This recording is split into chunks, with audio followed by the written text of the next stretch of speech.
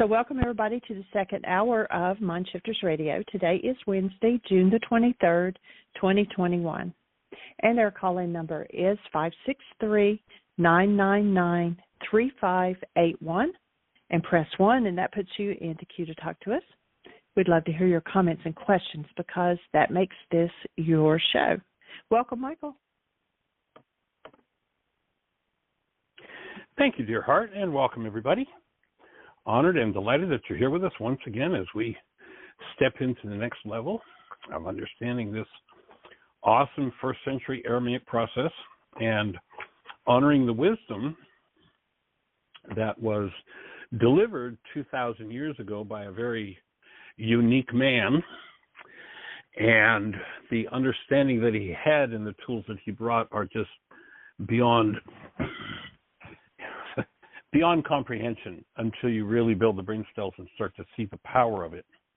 And, it's interesting that since that information was delivered 2,000 years ago, it has gone through the way most people have contact with his words and his teachings, have gone through many, many, many, many, many minds and many misinterpretations, and many people linked to hostility and fear that had no idea that he was talking about how to live as a human being in the space of love.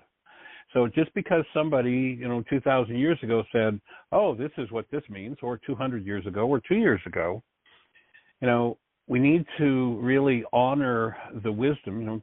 Most of the people who looked at it and passed it on were no different than you and I. Sometimes we glorify them. Oh, that was 1,800 years ago.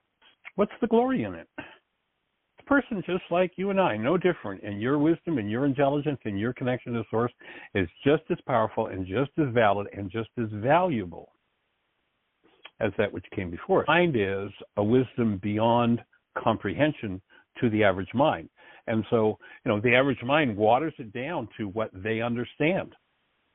And once it's watered down and then handed to somebody else who waters it down and hands it to somebody else who waters it down. And it's interesting that those who, stand by those watered down versions oftentimes will say, well, this is scripture and not one jot or tittle would anybody change. And I don't have it right here in front of me, but back a year or so ago, I'm not sure exactly the time frame, I became aware of it about a year ago, a new translation of the scriptures came out. Again, I don't have the data in my mind as to what version it was, but literally in the translation notes, they actually said that they had changed the meanings of the teachings so that they conformed to today's evangelical Christianity. Somebody watered it, and then handed it off to somebody else who said, well, we know better than this, so we're going to change those words rather than giving us the truth. And what we've done with this first century Aramaic text called the Kouboros, and it's called the Kouboros because it was found on the Khyber River in Turkey. It's a text that the physical manuscript we've had tested twice at the University of Arizona. And the University of Arizona is a primo carbon dating facility. So we've had it carbon dated twice, and each time it came out to be the year 1000 plus or minus 50 years. So what we've got is a manuscript whose parchment, the parchment that it's written on, tests at 1,000 years of age. So it goes back to 1,000. And the imprimatur in the manuscript copy, and it's signed by the bishop of the Church of Nineveh, which would have been one of the larger churches in the area at that time. And that imprimatur says that it's a copy of a 164 AD text. And that's the oldest known copy that we know of the Aramaic New Testament. Now, once we got a hold of that, there were a number of translators. Actually, 25 of the world's top Aramicists were on the team working to establish, and in particular, the main thing we worked to establish, or they did, I didn't do the translation work, But the main thing that they worked to establish was the first century meanings of the words. You know, if I speak to you about first century meanings of words and someone else is speaking about 20th century meanings, how many permutations, how many changes have happened in that 2,000 years? It's outrageous. I mean, you just look at some of the things today that are you know, I mean, if 50 years ago I had written home to my mother and said, Mom, we're having a really gay time here, it would have meant something. I mean, we were having a good time. If I wrote to her today and said, we're having a really gay time here, I wouldn't mean we were having a good time. That's just 50 years and one idea and change. So looking to establish the first century meanings of the words was the primary motivator for these 25 translators. And it was interesting, my partner, Dan McDougald, who's an attorney, who's unfortunately no longer living, but he directed the translation work. And when he would send passages out to these 25 translators and get their feedback, he'd get their translations back. If they didn't match, he'd send it out again and say, well, you know, here one translator says this and another translator says that, another one says that. So we obviously don't have the correct meaning yet. We'll go back to work, go back to the drawing board. And so that's how the translation work was done. And when there was still conflict that they couldn't resolve, there was actually a man who was named Marsh Schumann, who would have been the equivalent of the Pope of the Church of the East, the native Aramaic speaker. And Dan would go, he actually lived in Chicago, Dan would go visit with him and say, look, we've got a problem here. We can't resolve what's happening here. And I remember one story, Dan was funny at telling stories. He talked about Marsh Schumann, who drove around Chicago like a madman. He said he was older than God. And I forget the passage, but he was talking about a particular passage they were having trouble with. And one of the translators just was stuck on this particular meaning of a particular word. And I can remember Dan kind of mimicking Marsh Schumann as he kind of rolled his eyes and, shook his head and waved it off. He said, oh, I know what's got him. It's a guy named Shapley was one of the translators. I know what's got Shapley confused. He's reading from those new 3rd century dictionaries. And so the effort has been to go back and establish what did the man actually say. And you can bet if he sat in most circles that are talking about his work today, he'd say that's all Greek to me.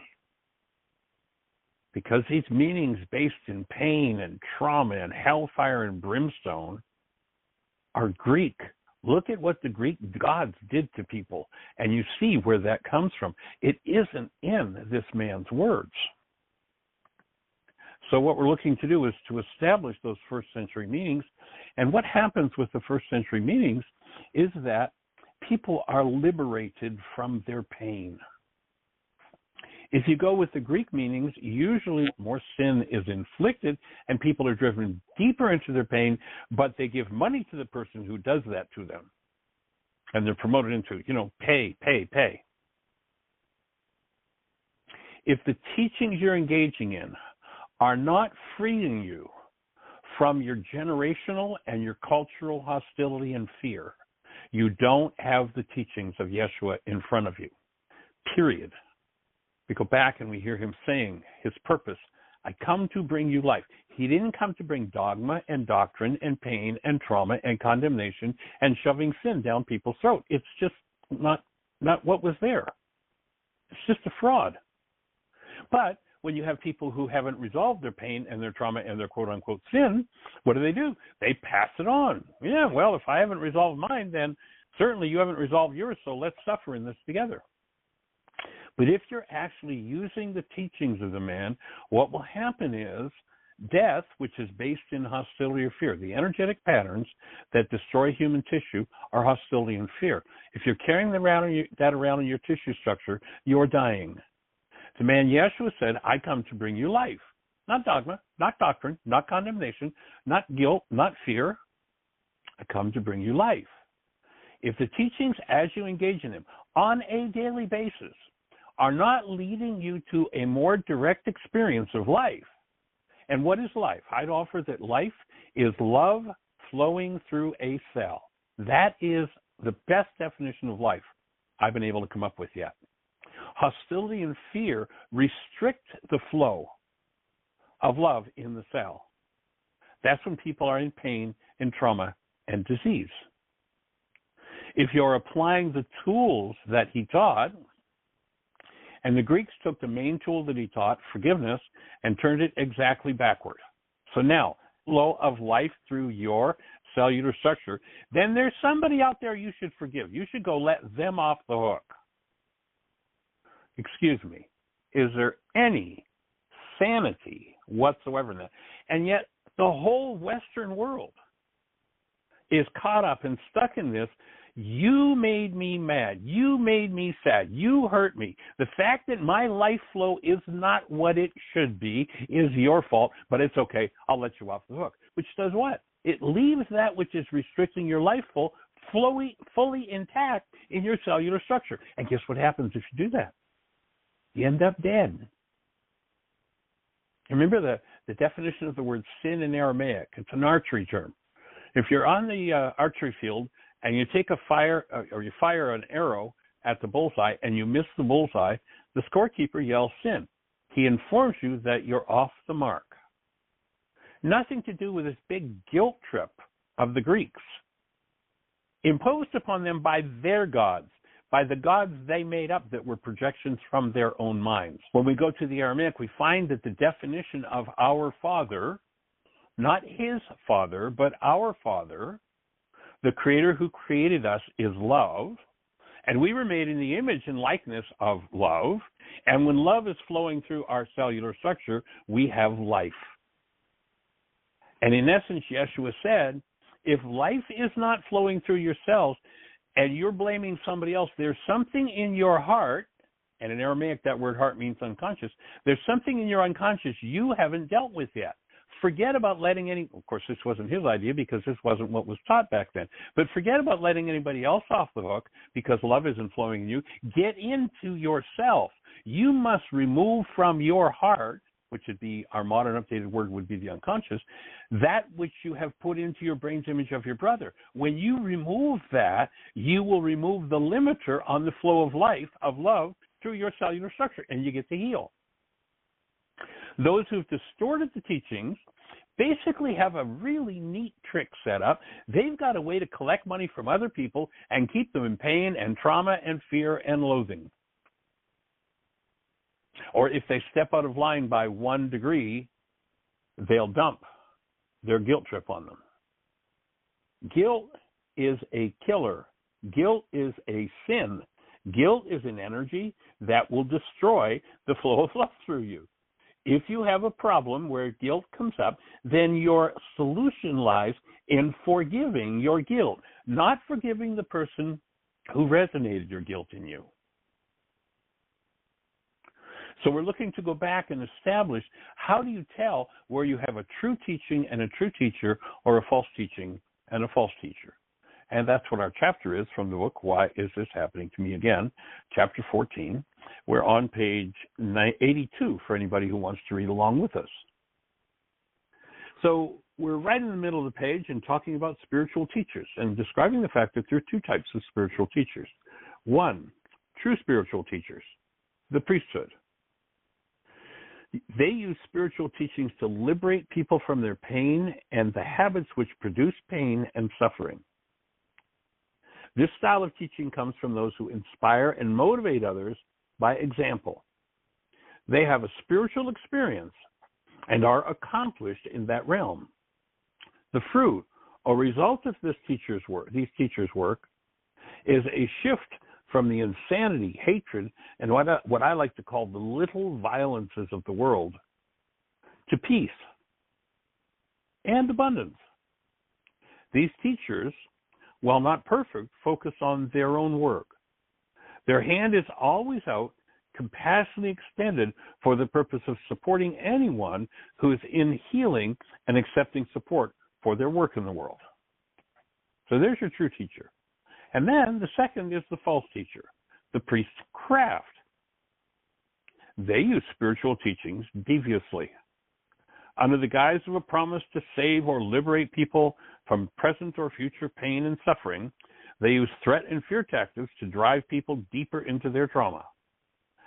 Often, suffering is promoted as good and necessary, and the promise of liberation applies to some sort of an afterlife, which cannot be proven or disproven. These quote-unquote teachers also have a handout, but it's for accumulating for themselves and their organizations and using some form of threat or fear tactic pull in tow. So it's pretty easy to discern whether you're dealing with a true teaching or whether you're dealing with a false teaching. As you engage in it, as you use it, are you being liberated from any form of cultural or generational insanity or fear or pain or trauma? If you are progressively being released from that and moving into life more abundantly, then you're dealing with Yeshua's actual teachings. Anything else is a fraud. To pretend that it's Yeshua is just simple, straight up fraud. And so our objective here, as we move forward in our own work and our own process on deeper and deeper levels, is to integrate and understand, and it happens in layers and levels. You know, you'll go back to some of the work that I did 20 years ago, and you'll say, wow, that's so off base to what Michael's saying today. I wonder why he changed his mind. He didn't change his mind. He healed his mind and came to a deeper understanding. But in essence, the objective is to continuously move in the direction of removing, forgiving, anything that inhibits the flow of love in you, anything that inhibits life, so that you are restored to love more abundantly. You're restored to life. Exactly, precisely what the man said he was about. So that's where we're heading. That's what our work is, and we're honored and delighted that you're here to be part of the process. And we have no dogma. We have no doctrine. All we have are tools. Here are the tools. Here's how you do the work of removing from your mind and your physiology anything that never belonged. Forgiveness being the main key, the main tool that we teach. And again, not the Greek idea of I'm going to let you off the hook because there's pain inside of me, but truly, literally, I'm going to drop into the hidden parts of my own mind. I'm going to drop into my own unconscious and remove this hostility or fear that I'm experiencing. One of the first steps into that is the ability to take responsibility. You know, if you've ever said to somebody, you made me so mad, you really hurt me. You know, that really upset me, and they really disturbed me. You know, you really have a problem. Ever said that to somebody? Well, the question I would ask you is, if they're the one with the problem, why are you the one with the pain? If they were the one with the problem, they'd be the one with the pain. The person who, disconnects, the person who runs away, the person who tells other people how incompetent they are and what they should be doing or shouldn't be doing, they're the one who has the work to do. But they're sure that their judgment of the other is correct, and their disturbance is based on what somebody else did, and the only reason I'm disturbed is because of you. Well, liar, liar, pants on fire. When there's no willingness to look at truth truly, that game goes on.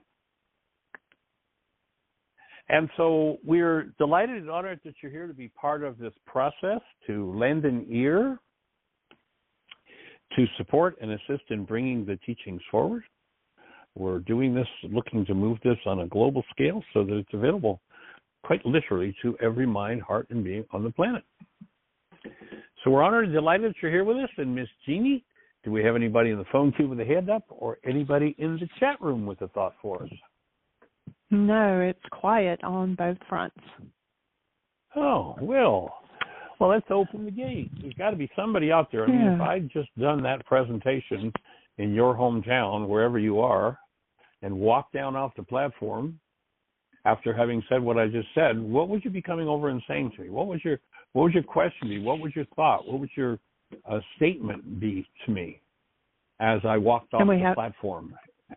Go for it. Yeah, we do have a hand up. And I did want to add, I thought of two scriptures while you were talking about the teachings, and that he said he came to bring us life. And one of them is John 10:10, and it says, the thief comes only that he can steal and might kill and destroy.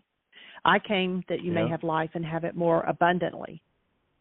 And then the second one is Ephesians 3:20. God is able to do exceedingly abundantly above all that we can even think or ask. Yeah. And the other one that comes to mind as you say that is the one that says, fear not, you were given a sound mind. That's what you were created for. And so many people, it's like, well, you can't do anything. You're too stupid. You'll never accomplish. You're just a piece of dung. And if you follow what I tell you to do, then you'll have some life. And people get driven deeper into the dirt.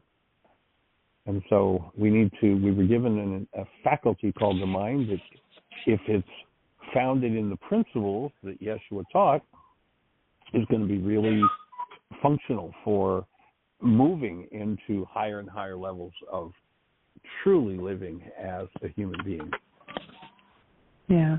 And I've just found that scripture, so I'll put it in the notes as well, and it's in Timothy. And it says, for God has not given us a spirit of fear, but of power and of love and of a sound mind. Yeah, and it always boggles my mind. That's the one. I was in Lansing, Michigan back about 25 years ago, and there was a Kinsman's Club. It's a men's service club, and they'd asked me to come and speak to one of their meetings. And so I followed up. There was a preacher who opened the meeting with his sin game. He did a blessing on the food, and then had to do his little spiel about sin. And afterward, he just would hardly have anything to do with me. And I went and said, I'd like to have lunch with you and just have a conversation about, what we were just talking about. And he was like, well, I'm not really interested. And I said, well, that's the meaning of the word sin in Aramaic. It's an energy that's off the mark. It's an archery tournament. And offered a few things that come directly from the Aramaic and directly out of Yeshua's mouth. This guy was about probably between 60 and 70. He was an old-time hellfire and brimstone kind of guy. And he literally said to me, when I said, here's what Yeshua actually said. He literally said to me, I don't care what Jesus said. Talk about rocking me back on my heels. He purportedly is representing the man, but he has no interest in what he actually said. It's just boggled my mind. So let's just keep moving and going through our own layers and learning and being available to be taught what the real truth is. So let's talk to our caller. Yeah. All right, area code 808. You're on the air. Yeah. Is this Miss Roma? So, hi. How doing? Hey, welcome, young lady. Thank you. You guys sound in good shape this morning. It's nice to hear. Nice to hear your happy voices. Fun. We've had a wonderful morning with our granddaughter this morning. She's here today, and we just hung out and did breakfast. We had gotten her a new little table and chair set to sit outside, so she decided she wanted to go and eat her breakfast outside. And we're getting ready this afternoon for some gardening lessons with her. We're getting ready to plant the three sisters that the Native Americans planted together: corn, bean, and squash. So we're having fun. Nice. Well, I was reading I think I was listening to something on YouTube that a therapist was running a session or something, and I heard this phrase, and I've heard it over and over again, and I think we need to put it in the right column. How does that make you feel? Oh yeah. Total fun. Yeah, I mean, how irresponsible can we be? And these are supposedly our therapists, and they say, well, how did that make you feel? Yep. When I was writing my book... As if it had nothing to do with what was already contained in our subconscious minds, which just got triggered. Exactly. When I was writing my book, I went and spent several hours, many hours, at one of the large bookstores. I don't remember which one it was. It might have been Dalton Books way back then, but whatever it was. And I looked at the titles on forgiveness in every venue, whether it was a rabbi or a priest or a minister or a psychologist or a psychiatrist. I looked at every one of them. And sooner or later, in virtually every book, the question was asked, how did that make you feel? Like the cause of what's going on inside of us is outside of us. And then, then you just forgive them because they made you feel that way. Never realizing that, gee, I've been through this particular feeling 800,000 times with a million different people. Like I have no responsibility for what moves in me. So yeah, you're right on point there. I'm with you. Yeah. There's so many little phrases in our language that we have to wake up to, because they mislead us. They take us down the wrong turn on the path. Yeah, I'm with you. Yeah. Okay, I just wanted to. I in your conversation a little while ago, you were mentioning various different pitfalls, and so I just wanted to add that one to the list. Cool. Thank you. Muchas gracias. De nada. All right. You have a blessed one. Aloha. Aloha. Aloha. What a wonderful word.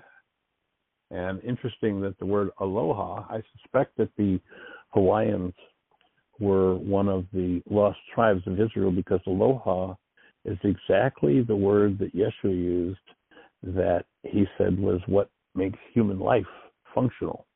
So they said to him, what's most important in the law? And he says, not love God, love neighbor as yourself. He says you must have Rahma for the Creator, for the neighbor. And Rahma is a filter in the frontal lobes of the brain that is a gateway that allows human life, love, into this human form. When hostility or fear is active, human life, love, is blocked in action in this form, called the body-mind unit. Take a look, do some Googling of the word aloha in the Hawaiian language. It's exactly the same concept. And so joining each of you in aloha, in Rahma, and learning and understanding, and unfortunately, the concept of this filter in the frontal lobes of the brain exists nowhere else on the planet that I know of, except in Aramaic and in Hawaiian. I suspect those guys were playing together. So if you're out there in listener land, how can we support you? What's on your mind? If you're on one of those stations where we can't see you in our control panel,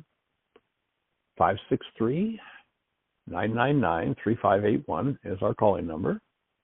If you dial that number, you'll be listening to the show. And if you push 1, you and I will be having a conversation. And that's what I would love to do, is have a conversation with you. 563-999-3581. Let's talk. How can we support you? What's on your mind? We've got a half an hour, so there's lots of time for conversation. And, so often people will wait until the last 2 minutes, and it's like, well, gee, there's no time left. Here we are, lots of time. Let's talk. Come on. Which one? What's on your mind? How can we support you? How can we help refine these contacts, these ideas, these tools for you? If you are not using the tools, or you're not familiar with them, and it takes time, a lot of people are like, well, I got $5 in 5 minutes. Tell me everything you know, because my life has been hell for the last 10, 20, 30, 40, 50, 60, 70 years, and I want it to be fixed this afternoon. Excuse me. If your bloodline has lived in hell, if your culture's lived in hell, and if you're in America today, you're living in hell. I mean, individually, we may remove ourselves from it by removing from the internal dynamic the hostility and fear.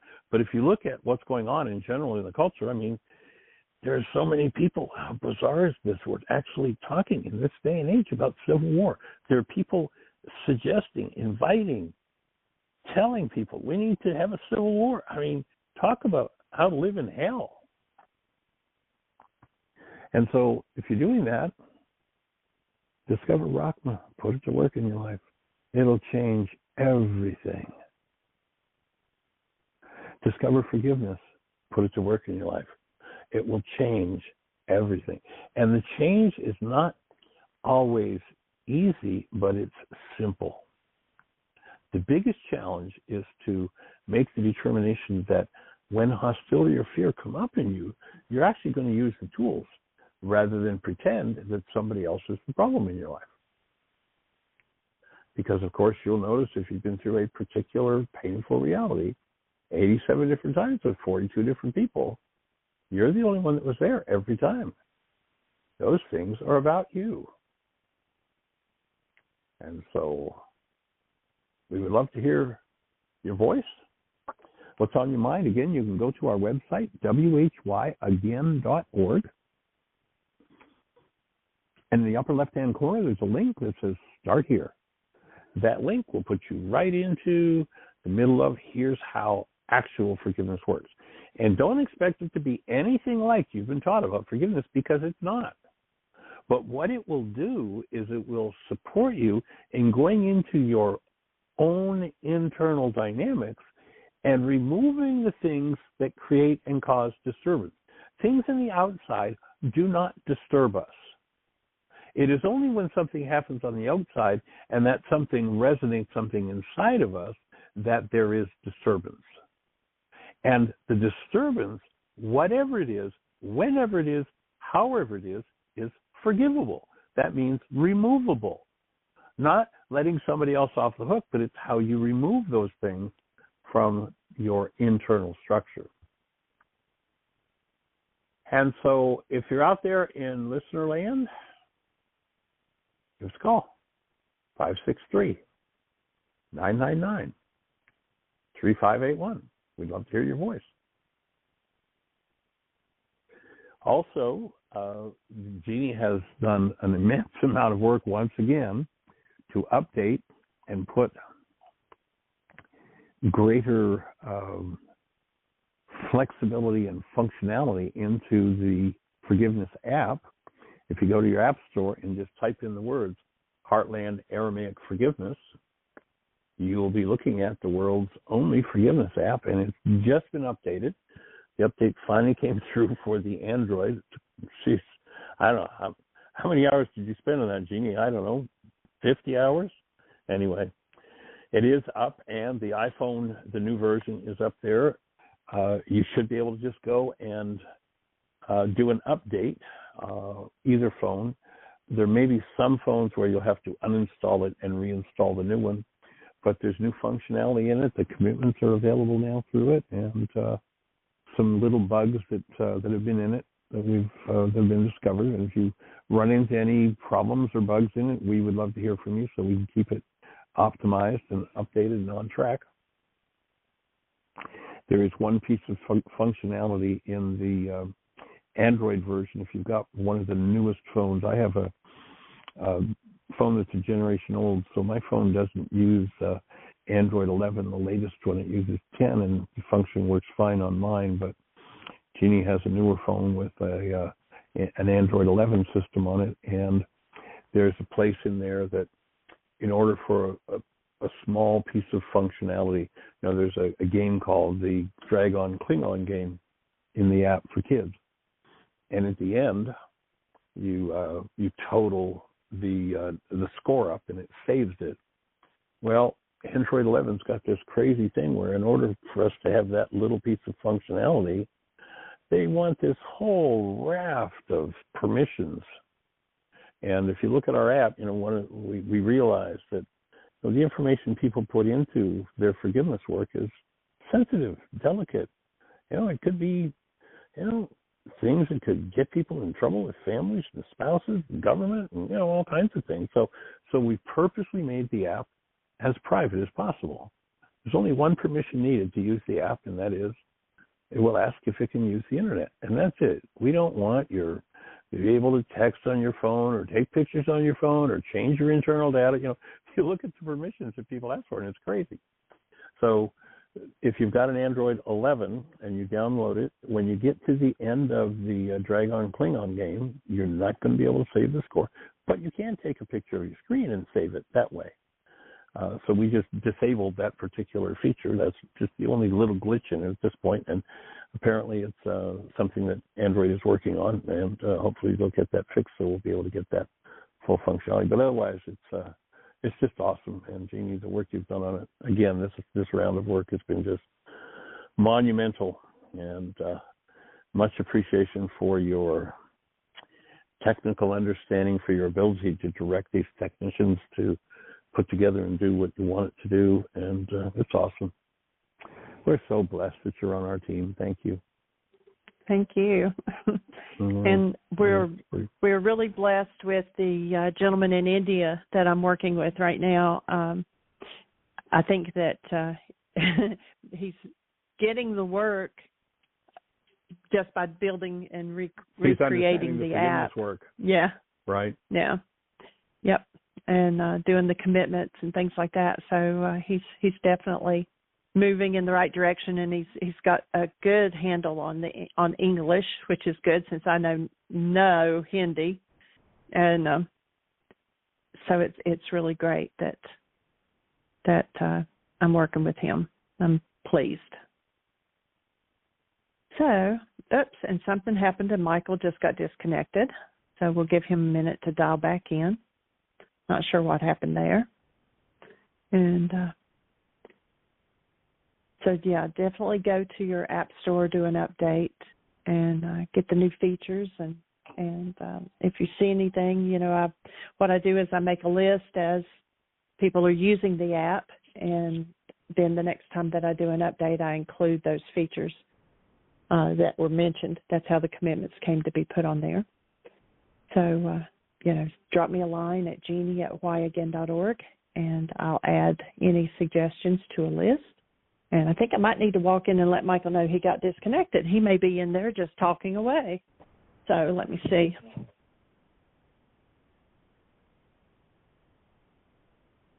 Didn't know if he knew that if he was in there talking to himself or not. So I wanted to let him know that he was disconnected. So, yeah, if you see anything or have any suggestions, just drop me a line and let me know. And the next time we do an update, which I hope will be a little bit before I have to do this again, we'll add that to it. So much appreciation. And the website's coming along really good. And if, there's a podcast thing that I have on my phone called Podbean, and it's really cool because it pops up every day and tells me that there's another Mindshifter Radio podcast out there. And I can just click on it. It pops up by itself, and then I can click on it and re-listen if I want to. So you might want to look into that if you don't have a good player on your phone. Podbean seems to be working really well for me. So welcome back, Michael. Bing, nobody has a hand up. Jeannie? No, bean, like a B-E-A-N. A bean, like you take out yeah. like we're going to plant this afternoon with Arya. Correct. Okay. And it's an app, and it's free, and it's just podbean.com. Cool. Or you can get it out of your app store. Yeah. Awesome. And it's got like 4.5 stars with almost 300,000 reviews. So it's pretty good. Yeah. Yeah. Awesome. So someone press 1. We have 19 minutes. Yeah, we've got lots of time for conversation. We'd love to hear from you. What's on your mind? Have you used the app? What's your experience of it been?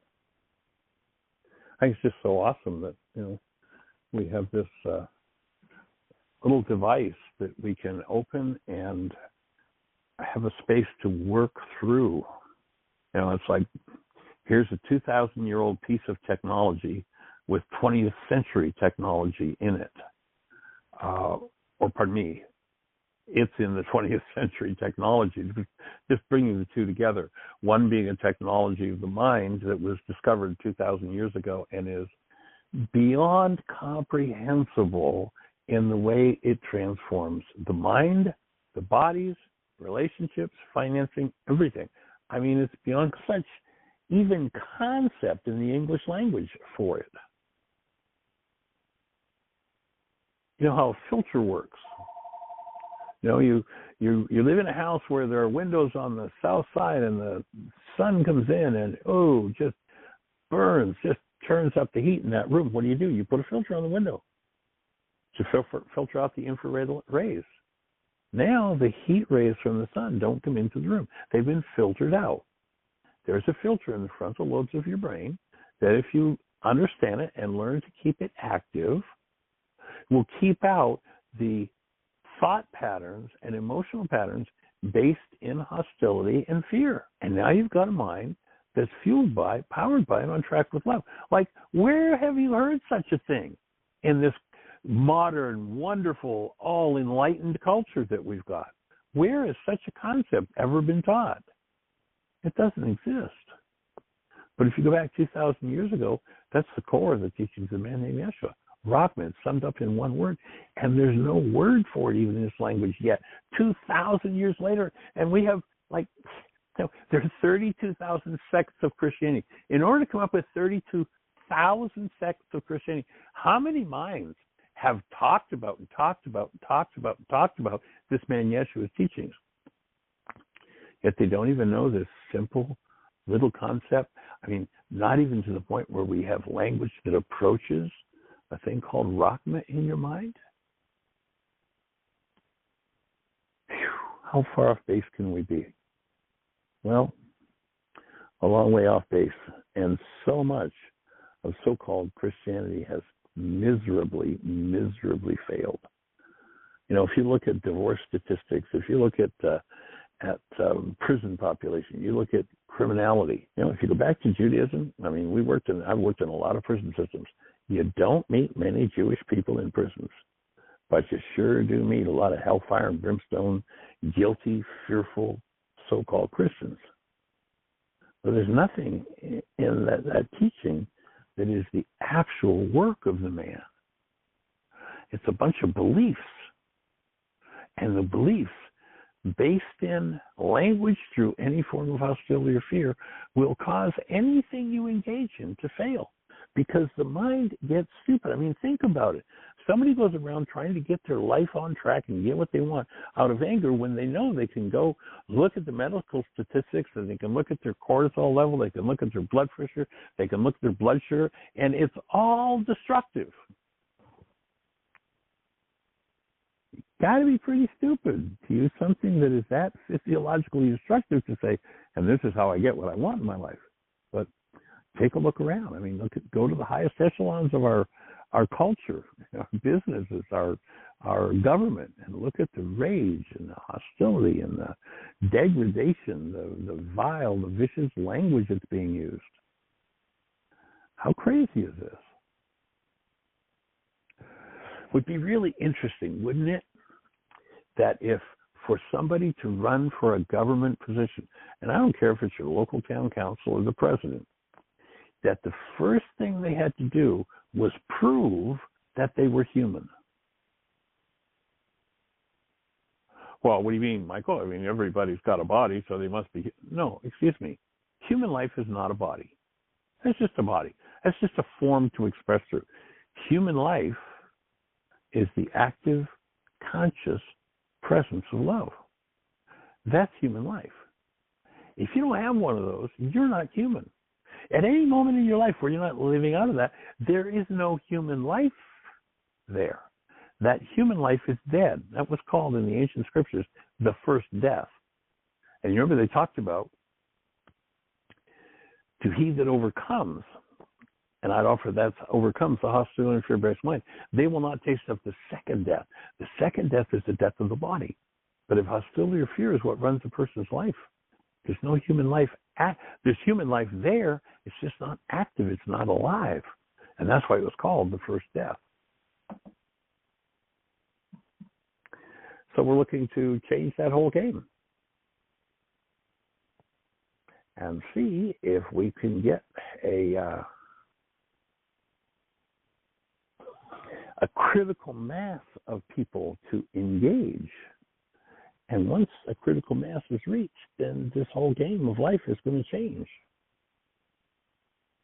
And we're here to change that game.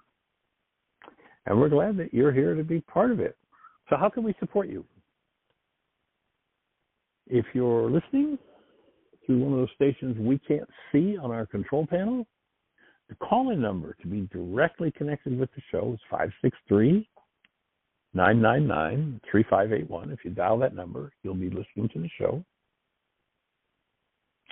And then, if you have a question for us, all you do is push 1 through the magic of technology. And thank you, Blog Talk, for this technology. I wish we could get some of our listener problems solved so people don't get frustrated and leave. But if you push 1, that will raise a hand in the control panel. G will see your hand go up and introduce you by your area code. So what's on your mind? How can we support you? And we're down to about 12 minutes. And Miss Jeannie, if we don't have anything happening in the chat room or anybody with a hand up in the phone queue, then, I'm finished with my monologue and the ideas that I wanted to share today. And so I'm open to us letting go of the show if there's nobody else that needs support or has any questions for us. And it looks like all is quiet, sweetie? I guess it would help if I unmuted myself. I just got a text from Julie. So hold on, let me see if I can find her number. I don't see it. She says, I'm trying to get in queue. I don't know how to bypass the restrictive greeting from T-Mobile. Now my computer's experiencing interference. I'll try to chat. Let me see if I can. Okay. If there's something going on with the T-Mobile phone on T-Mobile, it's got nothing to do with Blog Talk. That's not Blog Talk's problem. Yeah, it won't let me. I thought it let me invite a guest by dialing them in, but it only lets me send them an email. Okay, well, but tell anyway, you what, why don't you hold for a minute? Oh, why don't you hold for a minute, sweetie, and let me see if I can do another call here. Okay, if you can conference her in. Yeah, let me just see here. Add a call. And she was giving us... I'm going to disappear for a second. Okay.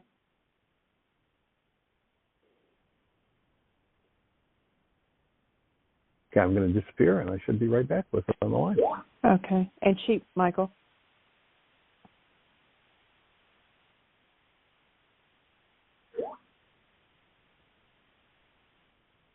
So we wait just a moment. Have Miss Julie on with us. Hey, Julie. Hey, I'm on. I was getting ready to read your text, and I have not read the part about George, so I'll let you make that announcement. Okay. Hi. Hey there, young lady. Welcome. Okay, so I turn off my computer now. Yeah, if you right. shut the computer off in the background, then we won't have that. Oh, my goodness. Technology is so much fun when it works. Yeah. What's happening with George? Well, yeah, I'm sorry it took so long to let you know, but he passed away last week. Oh, bless his heart. On Thursday. He chose it, evidently, that, it was just too much commotion. He didn't really want to do dialysis and all that and everything else on top of everything else. So, and it, yeah. But I had a strong feeling to text him that morning, about 3 hours before it happened, and I didn't know it was really going to happen, but his daughter answered the text and said it's going to be soon now, and she wasn't really giving much more information. So I really tuned in, and I wrote him a message. He said to say hi to me, so he was conscious, Right. But that was great because I got to connect, and he knew that I was calling because I cared. So he appreciates that a lot. But this is an interesting experience because as I was then typing him a message to bring some closure for me, really, but it's actually when the blood feels warm, I think it's almost like a survival instinct, if you're too cold. Muscles relax. Mm-hmm. Muscles relax. When you pour warm blood over a muscle, when we talk about microcirculation, which is what this device is all about, there are about 60 billion capillaries in every person's body. And in each capillary, which is what delivers blood to the cell and keeps it not only oxygenated and filled with nutrition and waste removed, but also keeps heat transfer, keeps it warm. At the head of every capillary that delivers the oxygen, nutrition, warmth, and removes waste, there's this little orifice. Like, you've got in your throat an orifice. You can close your throat and open it. So there's what they call a precapillary orifice at the head of 60 billion capillaries. And that orifice is a set of, just like when you close your throat, you're activating muscles. You're consciously directing muscles to close your throat when you swallow. Well, these muscle fibers, if people live in an uptight state, they're in fear, what they call a sympathetic dominant mode, they're in fear all the time. Those muscle fibers are tight. One of the things that the device is medically approved for, you can make the medical claim, it's a class 2 medical device, is that the body goes into relaxation. It starts to move from the sympathetic dominant state to parasympathetic, which means moving from fear and destruction to thriving. And those muscle fibers at the head of the capillary, when you pour warm blood over them, they soften, they relax, they open for that flow to happen. It changes everything. Oh, yes.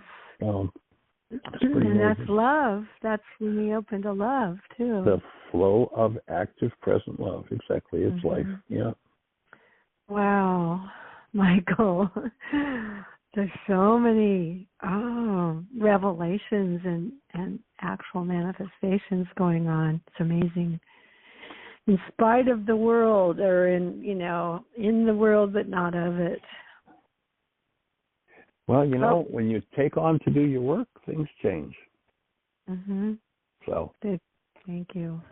All right, young lady. Well, thank you for letting us know about George. We'll be holding the space. I'll give Michelina a call and say hello and send her our love and condolences. Yeah, and if you get a chance, I'd like to say something kind of off the air if you have a few minutes maybe. Okay, after I'll the call show. you. Okay, right. Thanks a lot. Okay, everybody. Bye. Have the best year yet of your eternal life. It's an awesome gift to give the world. Thank you, everybody, for joining us. Blessings.